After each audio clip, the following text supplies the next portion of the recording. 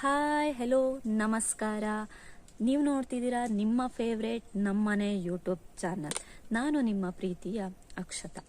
Friends, ನಾನಿವತ್ತು ಈ ವಿಡಿಯೋದಲ್ಲಿ ನಿಮಗೆ ಬಿಡದೆ ಕಾಡುವ ಕೆಮ್ಮಿನ ಸಮಸ್ಯೆಗೆ ಯಾವ ರೀತಿಯಾದಂತಹ ಔಷಧಿನ ತಯಾರಿಸ್ಕೊಬಹುದು ಅಂತ ನಾನು ಇವತ್ತಿನ ವಿಡಿಯೋದಲ್ಲಿ ನಿಮಗೆ ತಿಳಿಸ್ಕೊಡ್ತಿದ್ದೀನಿ.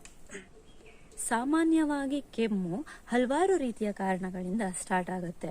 ಜಿಡ್ಡು, ಕರಿದ ಪದಾರ್ಥಗಳನ್ನ ಜಾಸ್ತಿ ತಿನ್ನೋದ್ರಿಂದ ಕೂಡ ಕೆಮ್ಮು ಸ್ಟಾರ್ಟ್ ಆಗುತ್ತೆ.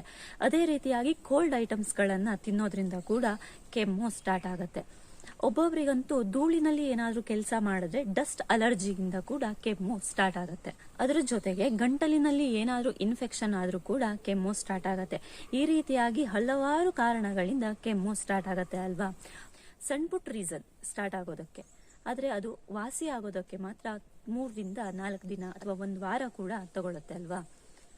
ಈ ರೀತಿಯಾದಂತಹ ಕೆಮ್ಮಿಗೆ ಮನೆಯಲ್ಲಿ ಇರುವಂತಹ ವಸ್ತುಗಳನ್ನ ಬಳಸ್ಕೊಂಡು ಯಾವ ರೀತಿಯಾದಂತಹ ಔಷಧಿನ ತಯಾರಿಸ್ಕೊಬಹುದು ಅಂತ ನೋಡೋಣ. ಅದಕ್ಕೂ ಮುಂಚೆ ಯಾರೆಲ್ಲ ನನ್ನ ಚಾನೆಲ್ನ ನೋಡ್ತಿದ್ರು, ಪ್ಲೀಸ್ ಸಬ್ಸ್ಕ್ರೈಬ್ ಮಾಡಿ, ಲೈಕ್ ಮಾಡಿ, ಹಾಗೆ ಶೇರ್ ಮಾಡಿ. ಪಕ್ಕದಲ್ಲಿರುವ ಬೆಲ್ ಐಕಾನ್ ಅನ್ನ ಕ್ಲಿಕ್ ಮಾಡಿ. ನಾನು ಯಾವುದೇ ರೀತಿಯಾದಂತಹ ಹೊಸ ವಿಡಿಯೋನ ಅಪ್ಲೋಡ್ ಮಾಡಿದ ತಕ್ಷಣ ನಿಮ್ಮ ಮೊಬೈಲ್ಗೆ ನೋಟಿಫಿಕೇಶನ್ ಬರುತ್ತೆ. ಯಾವ ರೀತಿಯಾದಂತಹ ಔಷಧಿನ ತಯಾರಿಸ್ಕೊಬಹುದು ಅಂತ ನೋಡ್ಬೇಕು ಅಂದ್ರೆ ನೀವೇನ್ ಮಾಡ್ಬೇಕು ಹೇಳಿ, ಈ ವಿಡಿಯೋನ ಎಂಡ್ ತನಕನೂ ವಾಚ್ ಮಾಡ್ಬೇಕು. ಬನ್ನಿ ಫ್ರೆಂಡ್ಸ್, ಯಾವ ರೀತಿಯಾದಂತಹ ಔಷಧಿನ ತಯಾರಿಸ್ಕೊಬಹುದು ಅಂತ ನೋಡೋಣ. ಹಸಿ ಶುಂಠಿಯನ್ನು ತೆಗೆದುಕೊಂಡು ಅದನ್ನು ಚೆನ್ನಾಗಿ ಜಜ್ಜಿ ರಸ ತೆಗೆದಿಟ್ಟುಕೊಳ್ಳಿ.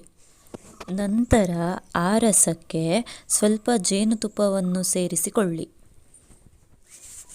ಶುಂಠಿ ರಸ ಮತ್ತು ಜೇನುತುಪ್ಪವನ್ನು ಸಮ ಪ್ರಮಾಣದಲ್ಲಿ ತೆಗೆದುಕೊಂಡು ದಿನದಲ್ಲಿ 3 ರಿಂದ 4 ಬಾರಿ 1 ಚಮಚ ಸೇವಿಸುತ್ತಾ ಬಂದರೆ ಕೆಮ್ಮು ನಿವಾರಣೆಯಾಗುತ್ತದೆ.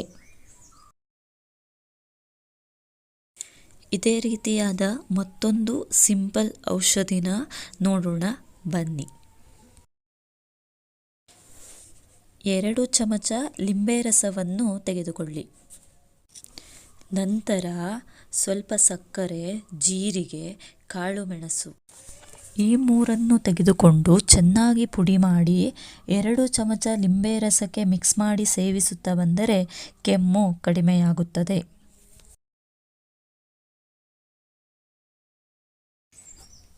ಇನ್ನೊಂದು ಸಿಂಪಲ್ ಔಷಧಿನ ನೋಡೋಣ ಬನ್ನಿ.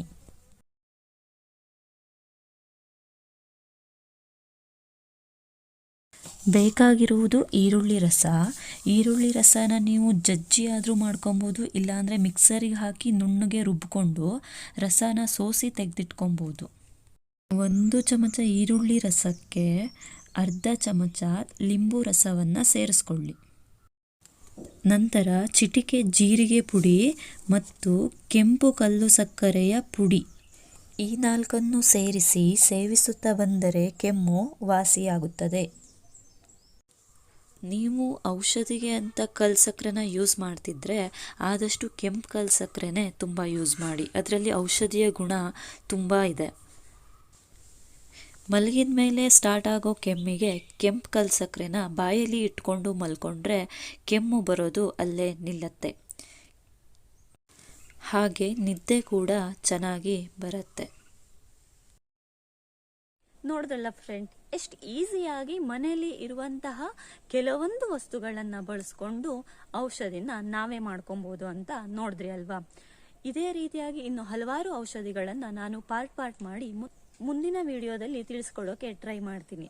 ಅಲ್ಲಿ ತನಕ ನೀವು ನೋಡ್ತೀರಿ ನಿಮ್ಮ ಫೇವ್ರೇಟ್ ನಮ್ಮನೆ ಯೂಟ್ಯೂಬ್ ಚಾನಲ್. ಮತ್ತೆ ಮುಂದಿನ ವಿಡಿಯೋದಲ್ಲಿ ಸಿಗೋಣ. ನಮಸ್ಕಾರ.